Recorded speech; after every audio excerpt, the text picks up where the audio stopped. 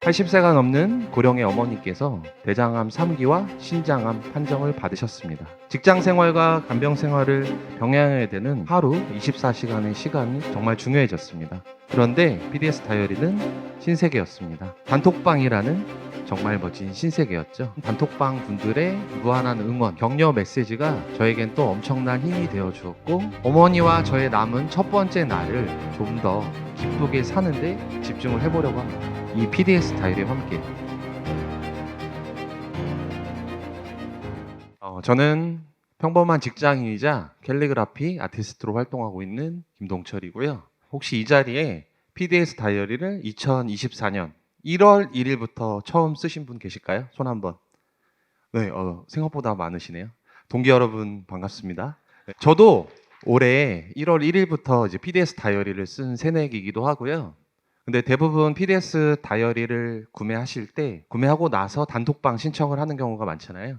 근데 사실 저는 다이어리 구매하기 전부터 이 단톡방의 존재를 먼저 알고 있었습니다. 저보다 1년 먼저 저희 둘째 누나가 이 PDS 다이어리를 쓰고 있었고 또 단톡방 활동을 하고 있었거든요. 저를 만날 때마다 입에 침이 마르도록 자랑을 하는 거예요. 이게 기존에 있던 다이어리가 너무 다르대요. 그리고 플래너하고도 너무 다르대. 신세계라는 표현을 하면서요. 그래서 직장인으로서의 제 모습과 캘리그라피 아티스트로 고민하던 찰나 주저없이 PDS 다이어리를 신청을 했고 또 단톡방 활동도 시작을 하게 됩니다. 다이어리를 받고 나자마자 저는 다음과 같은 문장 하나를 적습니다. 오늘이라는 날은 당신에게 남은 삶의 첫 번째 날이다. Today is the first day of the rest of your life. 미국의 정치가이자 사회운동가였던 애비 호프만의 글입니다. 2025년 1월 1일 제 삶을 되돌아봤을 때 와, 진짜 열심히 살았구나.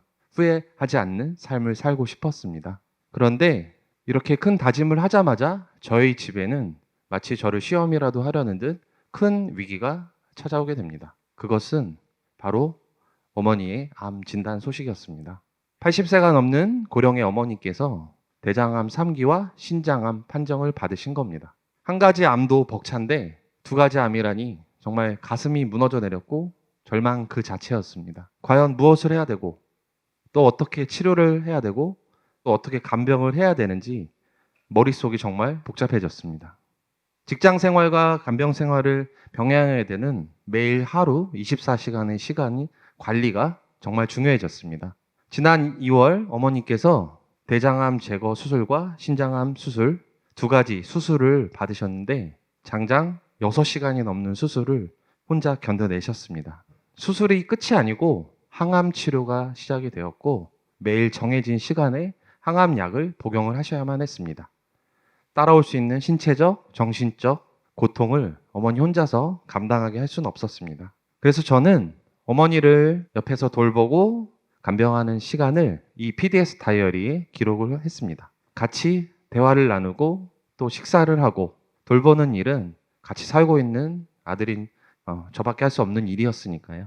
저의 하루 일과를 소개해 드리자면 새벽 5시에 기상을 해서 어머니의 혈압과 체온을 체크를 해드립니다. 그리고 6시에 항암에 좋다는 고단백, 저지방, 저염식 위주의 식단을 차려드리고 출근을 할 때 어머니께서 오늘 하루 동안 큰일이 없기를 기도하며 집을 나섭니다. 회사 업무를 마치고 난 뒤 6시가 되면 집으로 돌아와 밀려있던 청소와 빨래와 식사와 설거지를 마치고 나면 저녁 9시가 됩니다. 지난 8개월을 돌아보면 집과 회사 또 집과 회사 무한 반복이었고 정말 이러다가 제가 먼저 쓰러지는 건 아닌가 이런 걱정마저 들었고 일상의 고단함마저 느끼게 되었습니다. 그렇지만 하루를 마무리하는 이 저녁 9시에서 10시 사이에 PDS 다이어리를 펼쳤습니다. 저는 매일 또 매주 매월의 지면을 꽉 채우지는 않았습니다.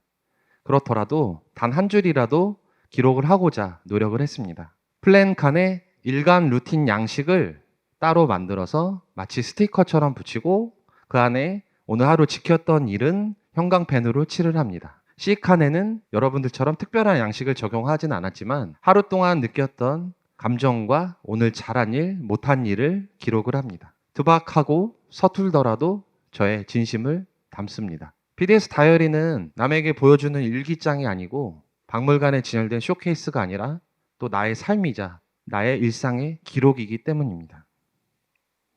PDS 다이어리는 신세계였습니다.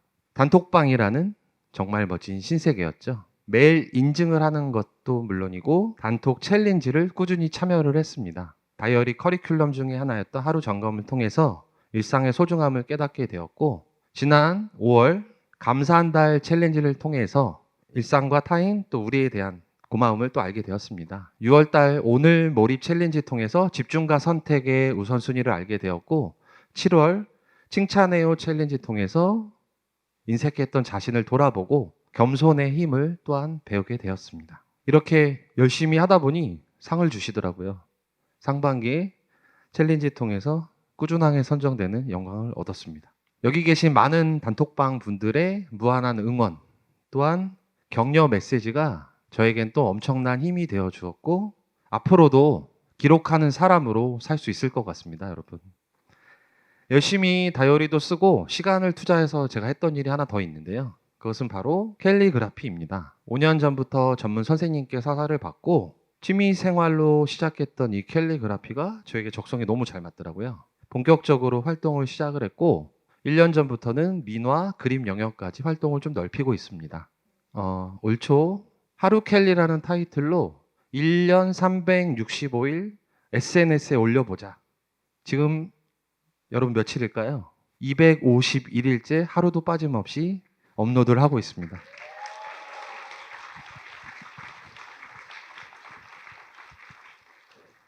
정말 쉽지 않은 일이지만 글씨를 보고서 감동을 받고 위로를 받는 분들께 큰 힘을 또 얻었고, 저의 이 글씨가 힘과 용기가 된다고 했던 말씀을 해주실 때 무한한 또 긍정 에너지를 얻습니다. 개성 있는 서체를 또 연습을 해서 지난 7월 세계 평화 미술 대전에 출품을 했습니다. 과연 결과가 어떻게 됐을까요, 여러분? 네, 제가 오체상과 명인 증서를 수여를 받았습니다. 감사합니다.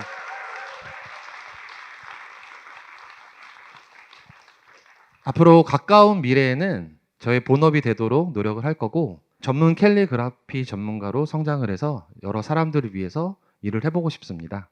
지난 8개월 어머니를 간병하면서 느낀 소외감인데요. 다행인 것은 여러분, 지난 8월 종합검사를 통해서 항암 치료가 종결이 됐습니다. 노심초사하고 걱정했던 많은 분들께 이 자리를 빌어 진심으로 감사를 드리고, 물론 완치는 아니지만 앞으로 추적 관찰과 좀 더 케어를 잘 하도록 노력하는 제가 되도록 하겠습니다.